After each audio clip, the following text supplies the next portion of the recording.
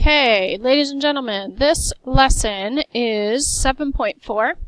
You are going to learn about how interior angles of any triangle, that's right, any triangle, are going to add up to 180 degrees. That is the magic number.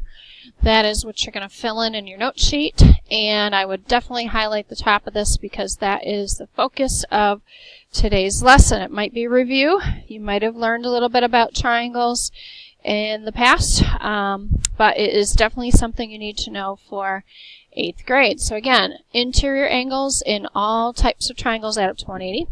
So what we're going to do is we're going to see that this triangle here has a 60-degree angle in each corner. So 60, 60, 60 does add up to 180. And we're also going to talk about triangle classification.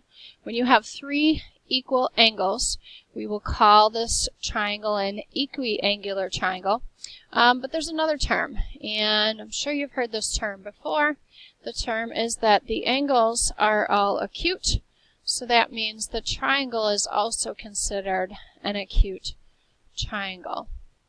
In the middle, you can see we have a right triangle. That's because of the right angle in the corner, so make sure you draw the box in there.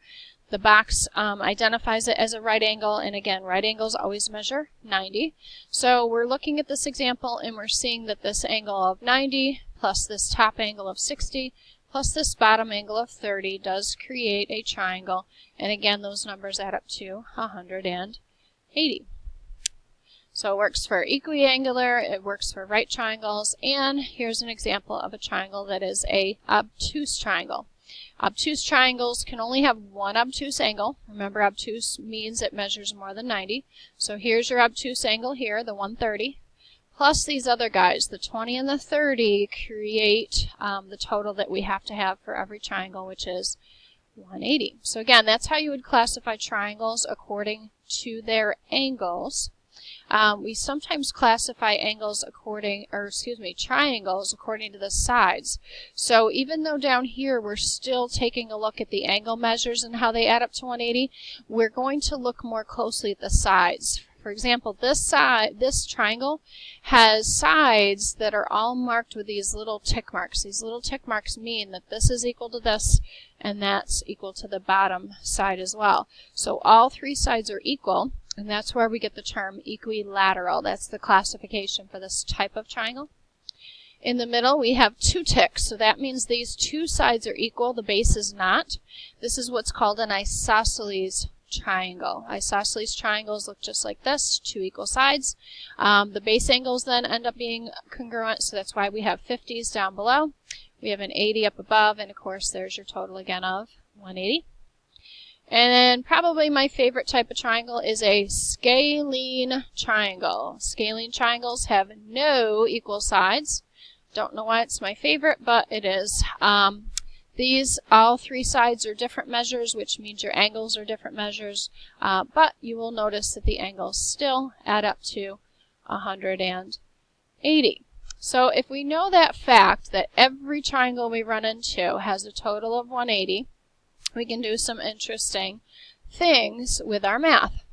So if you look on the other side of your note sheet, we have a couple problems for us to do. We have a triangle with a 105-degree angle and a 40-degree angle.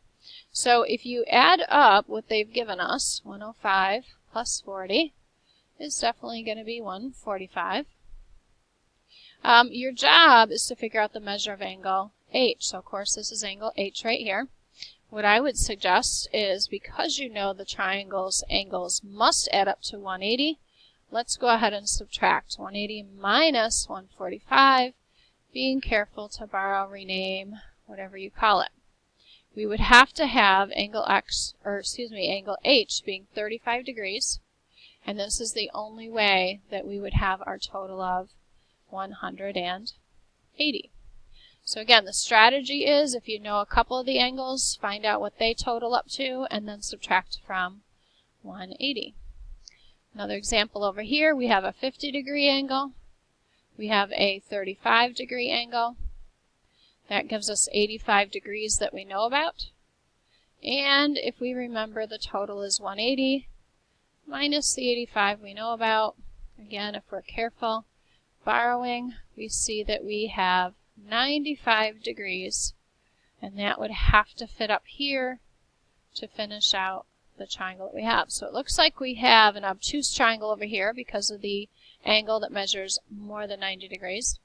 It would also be scalene because all the sides are different measures. And it looks like we have another obtuse scalene triangle here as well. This is the angle that's more than 90, it's obtuse, and all the sides are different measures. So again, scalene was that one classification.